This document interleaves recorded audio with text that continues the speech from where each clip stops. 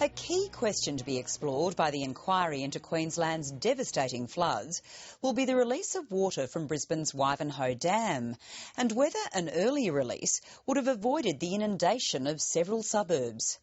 A similar issue has emerged in southern New South Wales, where the Snowy Hydro Corporation has been accused of releasing water in the midst of floods late last year. Documents obtained by the ABC show that Snowy Hydro released water from Lake Yucumbene to generate electricity, water which flowed downstream into a river system already near full capacity. While Snowy Hydro denies any mismanagement, those affected by the floods want answers. Bronwyn Herbert reports.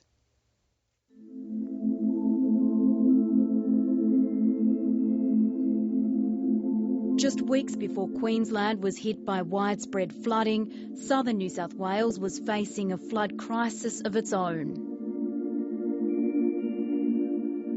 There was a huge volume of water came down the river.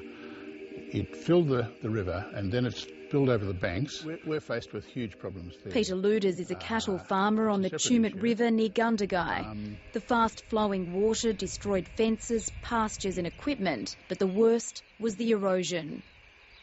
At least 15 metres of eroded banks, and the banks that haven't eroded also are very unsafe, so don't get anywhere near the edge. We can get over putting up fences. Most of us have put the fences up already, not an issue. We can grow more pasture. We can cover all of these things, but we can't get our riverbanks back. Peter Luders believes it wasn't just rain that was responsible for the flash flooding, but the release of water from upstream dams operated by Snowy Hydro. The local state MP says many in her electorate affected by the floods are angry. Honestly, if there was no extra water released from Snowy Hydro on December the 8th, then why won't the Minister come out and show us what the outflows actually were?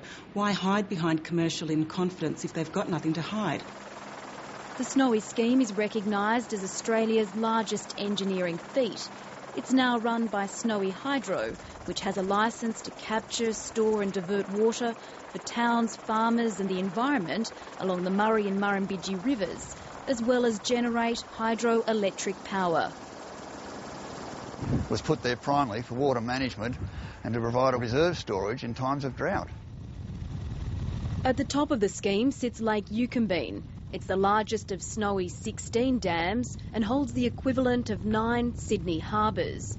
But at the height of the recent floods, water was still being moved out of Yucumbene through an underground tunnel network, down the Tumut River and into a series of dams already close to overflowing. The basic rule of river regulation or water regulation, dam regulation, is that you keep the water in the highest storage as possible for the longest possible time, and then you release it, when it's required. Retired Snowy engineer Max Talbot says it makes no sense for water to be diverted out of Yucumbene during a flood.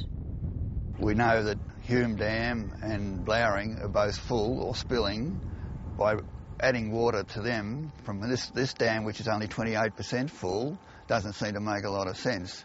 And that's where the locals are mystified, as why are we still releasing water from Yucumbene into already full downstream storages.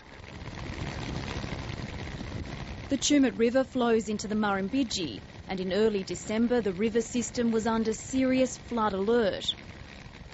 One concerned Snowy Hydro employee has provided the ABC with a confidential operational chart and data showing Yucumbene's lake levels during a critical 24-hour period.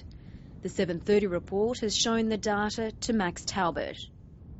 On that day we saw a total of 80 cubics going out of Yucumbene when actually they should have been transferring water through the Transmannon tunnels from Tumut Pond back into Yucumbene.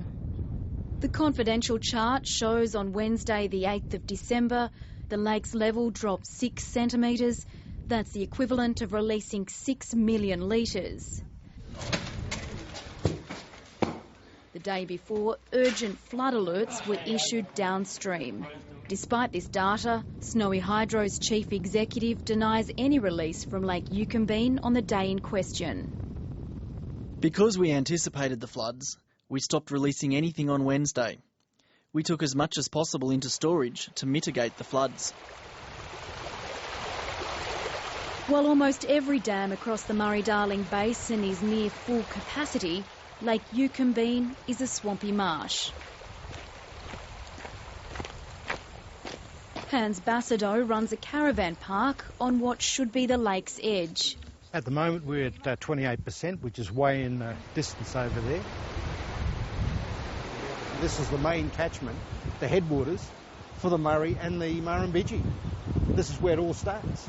To end up now at 28%, 10% lower than what we were same time last year. That's ludicrous when we've had double the rain event. Snowy Hydro won't provide any data on the timing and size of its water releases on the grounds that it's confidential commercial information. Snowy Hydro's main source of income is through hedging contracts, which is effectively placing bets on future electricity prices. It can do this because it can generate large-scale energy at short notice by releasing water to generate hydroelectricity. A key concern is why Snowy Hydro continued to generate power when ultimately the water would spill over into dams like this that were already at full capacity. Hugh Sadler is an energy analyst based in Canberra.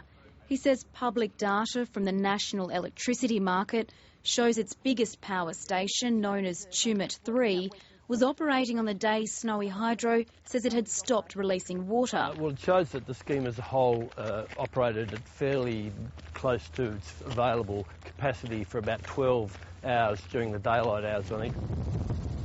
The data shows Snowy Hydro's biggest power station, known as Tumut 3, was operating on the day Snowy Hydro says it had stopped releasing water. They do seem to have been generating electricity when the spot price wasn't particularly attractive. On the face of it, it doesn't make economic sense to do that. A Snowy Hydro spokesman says it's completed its own investigation and that all agencies worked well together in what were extraordinary circumstances. The New South Wales Government is the major stakeholder in the corporatised Snowy Hydro. New South Wales Water Minister Philip Costa declined to comment. But his department says Snowy Hydro's releases didn't exacerbate flooding during this event. We're really concerned that releases did happen during those floods, which of course led to the escalation of the river an additional 10 metres in some areas.